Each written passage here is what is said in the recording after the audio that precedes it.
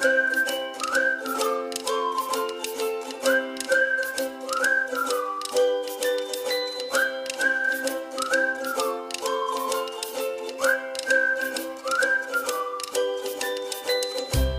Everyone, welcome to Achievers. मेरा नाम है मेघा जायसवाल।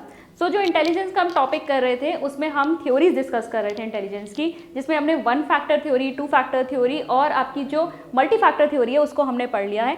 अब हम बात करेंगे आपकी नेक्स्ट थ्योरी की, जो है प्राइमरी मेंटल एबिलिटीज या फिर ग्रुप फैक्टर थ्योरी। दी किसने है? ये दी है आपकी लुइस थर्स्टन ने। तो लुइस थर्स्टन ने देखिए क्या कहा था, इनका कहना था कि जनरल एबिलिटी नाम की कोई चीज़ नहीं है। ठीक है, जनरल एबिलिटी जैसी कोई चीज़ नहीं होती। जो जनरल इंटेलिजेंस की बात हो रही थी अब तक, इससे पहले कुछ थ्योरीज में, इनका मानना ये था कि कुछ ऑपरेशंस ऐसे होते हैं, यानी कुछ टास्क ऐसे होते हैं जिसमें कुछ ना कुछ कॉमन होता है, और उस कॉमन चीज़ की वजह से हम वहाँ पर कह सकते हैं एक प्राइमरी फैक्टर इन्वॉल्व है। ठीक है, जैसे कि अगर हम एग्जांपल लें कि अगर मैं कोई ऐसा टास्क कर रही हूँ, काउंटिंग कर रही हूँ, ठीक है, या फिर मैं कहीं एडिशन सब्ट्रैक्शन कर रही हूँ, या कोई वर्ड प्रॉब्लम सॉल्व कर रही हूँ। बेसिकली अगर देखें तो मैं किसी भी तरह के मैथमेटिकल ऑपरेशन से डील कर रही हूँ, कहीं पे भी मेरे नंबर्स जो हैं वो इंक्लूड हो रहे हैं, तो वहाँ पर मेरी कौन सा कॉमन चीज़ आ रही है, वहाँ पे नंबर्स आ रहे हैं, यानी कि मुझे मेरी जो न्यूमेरिकल एबिलिटी है वो वहाँ पर यूज़ होगी। तो ये कॉमन चीज़, इसके लिए एक प्राइमरी फैक्टर इन्वॉल्व होता है, और इसी को इन्होंने कहा था प्राइमरी मेंटल एबिलिटी। ठीक है, certain mental operations have in common a primary factor. ठीक है, a primary factor that gives them psychological and functional unity. जब मैं कैलकुलेशंस कर रही हूँ, मैं मैथमेटिकल ऑपरेशन से डील कर रही हूँ, या मैं काउंटिंग कर रही हूँ, या मैं टेबल्स को देख रही हूँ, तो यहाँ पर क्या है, कौन सी चीज़ कॉमन आ रही है? यहाँ पर मैं नंबर्स के साथ डील कर रही हूँ, और इसी वजह से मेरे पास एक क्या प्राइमरी फैक्टर होना चाहिए, मेरे पास नंबर से रिलेटेड एक एबिलिटी होनी चाहिए। ठीक है, तभी मैं उसको अच्छी तरीके से डील कर पाऊंगी एक्यूरेटली। तो यहाँ पर साइकोलॉजिकल फंक्शनल यूनिटी मिलती है ऐसे मेंटल ऑपरेशंस को। और इन सारे प्राइमरी फैक्टर्स के बारे में उन्होंने ये कहा कि ये सारे प्राइमरी फैक्टर्स जो अलग अलग तरह के मेंटल ऑपरेशंस में इन्वॉल्व होते हैं, ये एक दूसरे से इंडिपेंडेंट होते हैं, यानी कोई भी एक दूसरे के ऊपर निर्भर नहीं करता। ये जो मेंटल ऑपरेशंस की हम बात कर रहे हैं, ठीक है, एक हमने कहा कॉमन चीज़ है जो इन मेंटल ऑपरेशंस में इन्वॉल्व है, जो इन्हें दूसरे मेंटल ऑपरेशंस से डिफर कर रही है, इसलिए ये क्या बनाते हैं, ग्रुप बनाते हैं। ठीक है, इसी को इन्होंने ग्रुप फैक्टर बोला। अब देखिए, बात करते हैं प्राइमरी मेंटल एबिलिटीज़ की, कि इन्होंने 7 प्राइमरी मेंटल एबिलिटीज़ दी थी। एक एक करके डिस्कस करेंगे। पहली क्या है इनकी, नंबर फैक्टर। नंबर फैक्टर के बारे में मैंने अभी बात करी।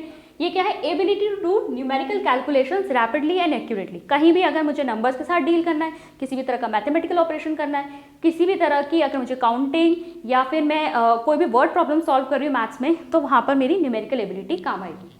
दूसरा है आपका वर्बल फैक्टर। ठीक है, वर्बल फैक्टर का मतलब क्या है, एबिलिटी ऑफ वर्बल कॉम्प्रीहेंशन। जब बोले गए शब्दों को मैं समझ पा रही हूँ, ठीक है, कम्युनिकेशन मुझे हेल्प मिल रही है, जब मैं समझ पा रही हूँ सामने वाला क्या कहना चाह रहा है, शब्दों का अर्थ मुझे समझ में आ रहा है, तो वो होगा आपका वर्बल फैक्टर। स्पेस फैक्टर देखिए क्या है, ability to manipulate imaginary objects in space, यानी कि अपने दिमाग में अमूर्त रूप से मैं चीज़ों को सोच सकती हूँ, इमेजिन कर सकती हूँ। ठीक है, तो ये आपका क्या आएगा, ये आपका स्पेस फैक्टर आएगा।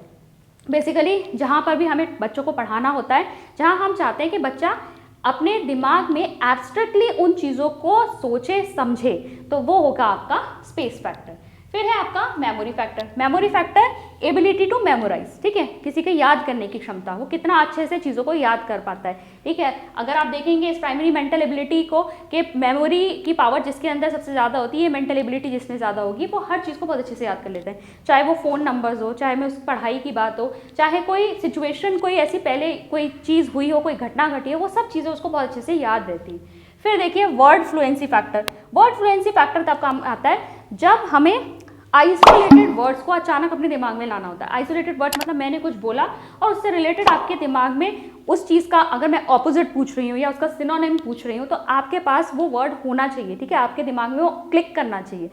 वो तभी होगा जब आपकी वोकेबलरी बहुत अच्छी होगी। ठीक है, काफ़ी अच्छा शब्दकोश होगा, तो वर्ड फ्लुएंसी फैक्टर इसमें काम आता है। फिर रीजनिंग फैक्टर की एक बात करें तो कौन कितना अच्छे से तर्क दे सकता है, लॉजिक कहाँ लगा सकता है। लॉजिक लगाएंगे तभी आप चीज़ों के बीच में रिलेशनशिप को समझ पाएंगे, आप चीज़ों को समझेंगे, और तभी आप कोई रूल या कोई प्रिंसिपल या कोई सिद्धांत बना पाएंगे। ठीक है, जब आपको वो चीज़ें समझ में आएंगी। तो रीजनिंग और लॉजिक से जुड़ा हुआ है। फिर है आपका परसेप्चुअल स्पीड एबिलिटी, यानी ability to see differences and similarities among objects. देखिए परसेप्चुअल मतलब क्या होता है, हम चीज़ों को अपने सेंसेस के थ्रू परसीव करते हैं, ठीक है, समझते हैं, हमें जो चीज़ें दिखाई दे रही हैं, सुनाई दे रही हैं, उन चीज़ों को हम अपने हिसाब से अपने दिमाग में परसीव करेंगे, समझेंगे। तो परसेप्चुअल स्पीड एबिलिटी होती है हम कितने आसानी से चीज़ों या ऑब्जेक्ट्स के बीच में हम उनको समझ के डिफरेंसेस देख पाते हैं, सिमिलैरिटीज देख पाते हैं, उन चीज़ों को बेसिकली कितने अच्छी तरह और कितनी जल्दी समझ पाते हैं, वो होती है आपकी परसेप्चुअल स्पीड एबिलिटी। अब ये जो 7 प्राइमरी मेंटल एबिलिटीज़ हैं, इनके बेसिस पर ही आपका थर्स्टन ने एक टेस्ट दिया था, test of primary mental abilities. बहुत बार क्वेश्चन पूछा जाता है PMA, test of primary mental abilities किसका दिया हुआ है, तो देखिए इनकी थ्योरी भी यही है और टेस्ट भी किसने दिया है, थर्स्टन ने दिया है। अब बात करें अगर हम इसके क्रिटिसिज्म की, आलोचना की, तो देखिए आलोचना इसके अगेंस्ट क्या आई। पहली बात तो ये कि इन्होंने एक जनरल इंटेलिजेंस का जो कॉन्सेप्ट था उसको टोटली नकार दिया था कि जनरल इंटेलिजेंस नाम की कोई चीज़ नहीं होती और किसी भी स्टूडेंट के अंदर या किसी भी एक इंडिविजुअल के अंदर ये सिर्फ कुछ प्राइमरी मेंटल एबिलिटीज़ होती हैं। लेकिन बाद में शायद थर्स्टन ने खुद भी रियलाइज़ किया कि जनरल इंटेलिजेंस जैसी कोई चीज़ भी होनी चाहिए, क्योंकि एक क्षेत्र में जो ब्राइटनेस है वो हमें दूसरे क्षेत्र में भी दिखाई देती है, ठीक है। अगर कोई इंटेलिजेंट है एक एरिया में तो हमें दिखाई देगा कि वो कई और एरियाज में भी इंटेलिजेंस शो कर रहा है, यानी एक जनरल इंटेलिजेंस जैसी चीज़ भी होनी चाहिए। तो थर्स्टन का जो रिवाइज्ड इसकी थ्योरी थी उसमें उन्होंने इस चीज़ को माना भी था और वहाँ पर एक जनरल इंटेलिजेंस के कॉन्सेप्ट को भी एक्सेप्ट किया गया। तो ये है आपकी प्राइमरी मेंटल एबिलिटीज़ की थ्योरी। आई होप क्लियर हुई होगी। देखिए अगर आपको ये वीडियो यूज़फुल लग रही है तो प्लीज़ आप इसे लाइक कीजिए और अपने फ्रेंड्स के साथ शेयर भी कीजिए। इस चैनल को पहली बार देख रहे हैं तो प्लीज़ इसे सब्सक्राइब कीजिए और अपने दोस्तों को भी कहिए कि वो इस चैनल को सब्सक्राइब करें। मैं मिलती हूँ आपसे नेक्स्ट वीडियो में। Thank you.